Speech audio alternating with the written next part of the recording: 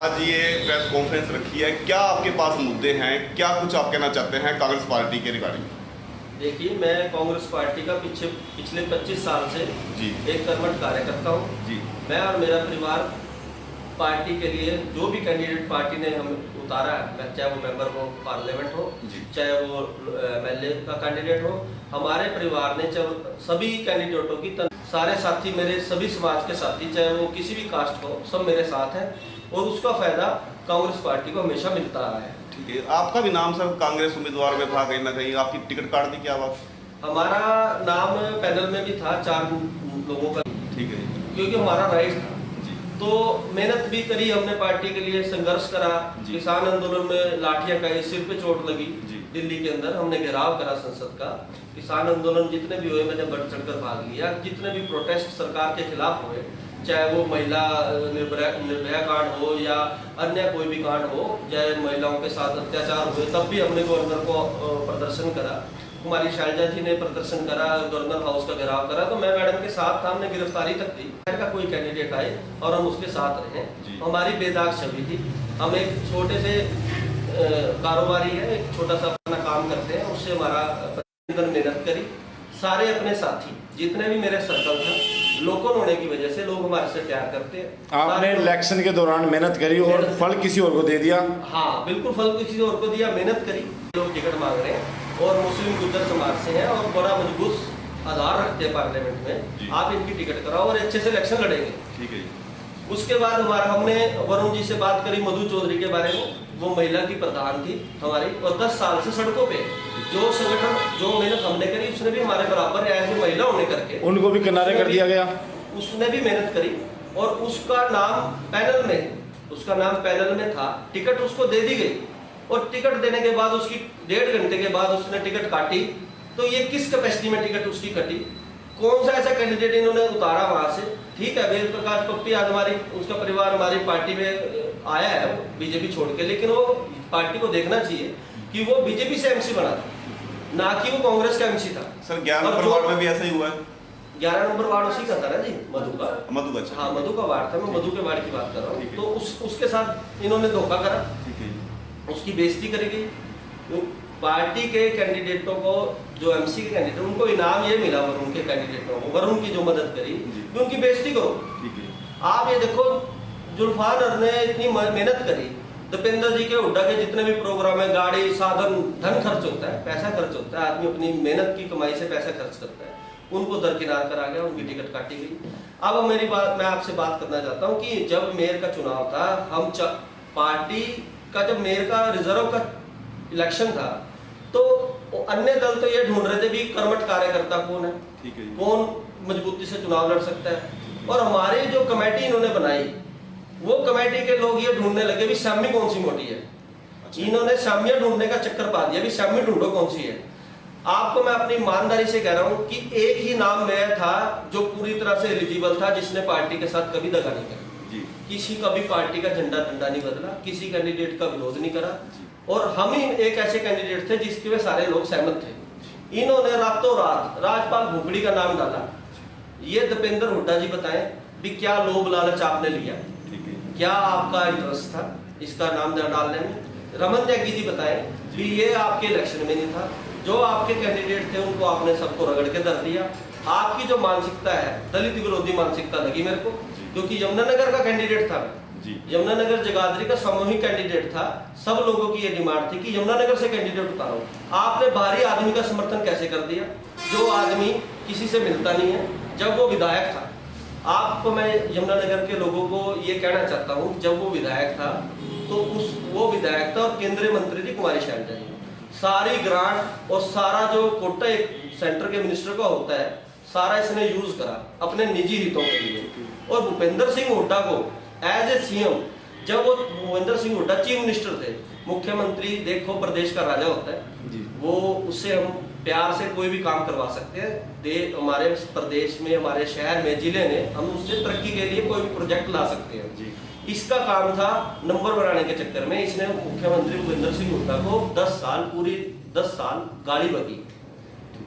ये शब्द मैं यूज कर रहा हूँ, मतलब इसने बदतमीजी करी उनके साथ, और उसका खामियाजा क्या भुगतना पड़ा हमें।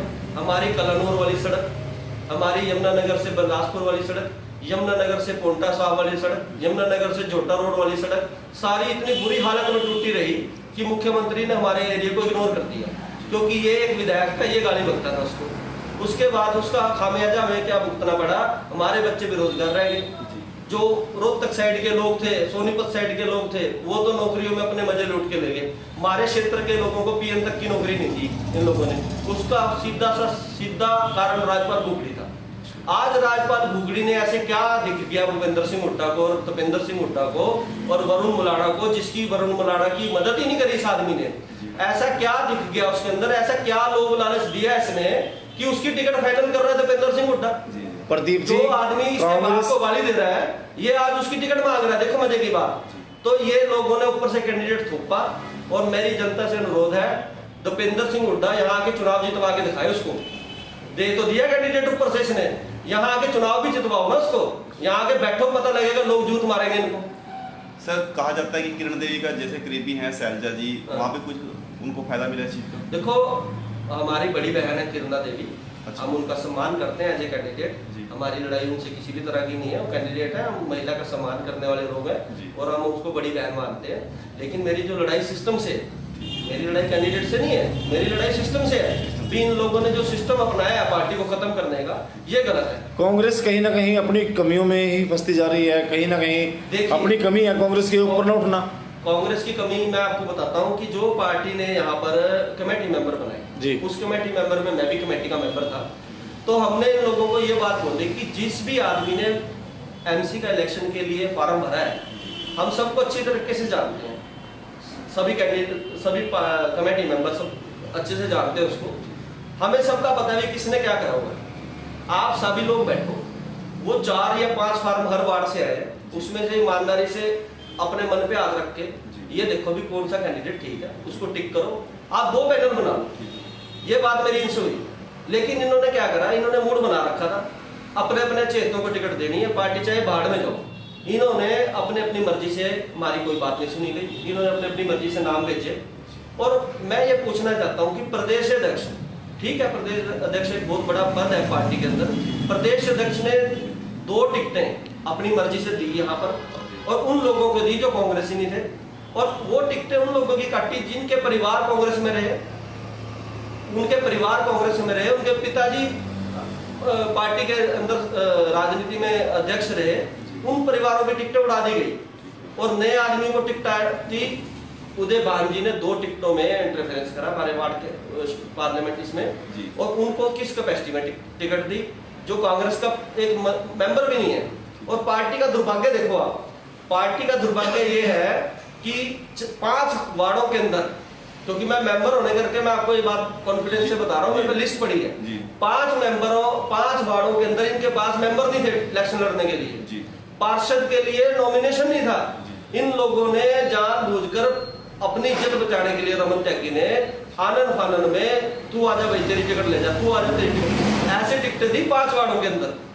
झूठ बोलने से कुछ नहीं होता। रमन त्यागी एक ऐसा व्यक्ति है जिसने दलित समाज को, खास करके चमार बरादरी का नुकसान करा। पार्टी का इनाम ये दिया, मधु की टिकट काट के उसको इनाम दिया गया, ये वफादारी का इनाम दिया है। जेनिफर की टिकट काट के उसके परिवार को इनाम दिया है कि आप लोग जो इतने सालों से मेहनत कर रहे हो, दीपेंद्र हुड्डा का झंडा बुलंद कर रखा है आपने, शैलजा मैडम का झंडा बुलंद कर रखा है, आपका ये इनाम है कि आप घर बैठो। सर ऐसा क्यों है कि हमेशा से कांग्रेस पार्टी में ही गुटबाजी देखने को मिलती है? कांग्रेस पार्टी में गुटबाजी देखने का मुख्य कारण ये है कि पार्टी के अंदर कंट्रोल नहीं है। पार्टी के अंदर एक ऐसा डाटा नहीं है कि कौन आदमी क्या काम कर रहा है, उसका ऑनलाइन कुछ भी नहीं है जी। आप ये देखो कि मैं सेवा दल से अपनी राजनीति शुरू करी, कांग्रेस सेवा दल में था मैं, और मुझे 20-25 साल से हमने कई यात्राएं करी, कई कैंप लगाए। उसके बाद मैं प्रधान रहा कॉलेज का 3 साल, अम्बाला गवर्नमेंट कॉलेज में प्रधान रहा। उसके बाद मैंने कई राजनीतिक सफर तय करे और मेहनत करी पार्टी के साथ। लेकिन आज की डेट के अंदर मेरी आवाज़ वरुण जी को उठानी चाहिए थी, मेरी आवाज़ वरुण जी ने नहीं उठाई, और उस आदमी को कैंडिडेट बनाया जिसने वरुण जी की मदद ही नहीं करी। देखो कितनी अंधेरगर्दी इन्होंने करी है। आला कमान से क्या उम्मीद रखते हैं आप और क्या अपील करेंगे? आला कमान से मैं राहुल गांधी जी से यही अपील करूंगा, अगर मेरी बात पर पहुंचती है, कि आप सड़कों पे जो घूम रहे हो ना, आपका सड़कों पे घूमने का कोई फायदा नहीं है जब तक आप संगठन को ठीक नहीं करते, जब तक आप पार्टी के अंदर के डिसिप्लिन को ठीक नहीं करते। इन लोगों का क्या मतलब है कि बाहर की सीआईडी ना लेकर एक कैंडिडेट दीपेंद्र हुड्डा ने किस कैपेसिटी में कैंडिडेट थोपा है? सर 22 के 22 वार्डों में जो टिकटें गलत दी गई हैं तो कहीं ना कहीं उसमें मामला खरीद फरोख्त का है। देखिए पार्टी के अंदर जितनी भी टिकटें गई हैं, देखो अकरम खान जी बड़े ईमानदार नेता हैं जी और बहुत सुलझे हुए व्यक्ति हैं जी, उनको किसी तरह का कोई लालच नहीं है। उनके क्षेत्र के अंदर जो भी कैंडिडेट बने वो पार्टी के कैंडिडेट बने। ठीक है, मैं इसमें बड़ी ईमानदारी से कह रहा हूँ, सभी कैंडिडेट अच्छे हैं, पार्टी के कैंडिडेट बने हैं, लेकिन ये जो बाहर का कैंडिडेट की आने की वजह से सारों 22 के 22 की सीटें हारेंगे, क्योंकि जनता एक्सेप्ट नहीं करेगी बाहर के आदमी को। जनता कोई बेवकूफ नहीं है। यमुनानगर की जनता को आप ये सोचो, पढ़े लिखे लोग हैं, व्यापारी लोग हैं, ये इनको पता है अभी हमने काम करवाना है लोगों से। कल तो ये एमसी बोलने की हमारी तो सरकार नहीं है, हमने उसको एमसी नहीं बनाना जो ये कहती मेरी सरकार नहीं, मैं काम नहीं करा सकता। उसको एमसी बनाना है जो काम करवाए। फर्क है इस बात के अंदर। सर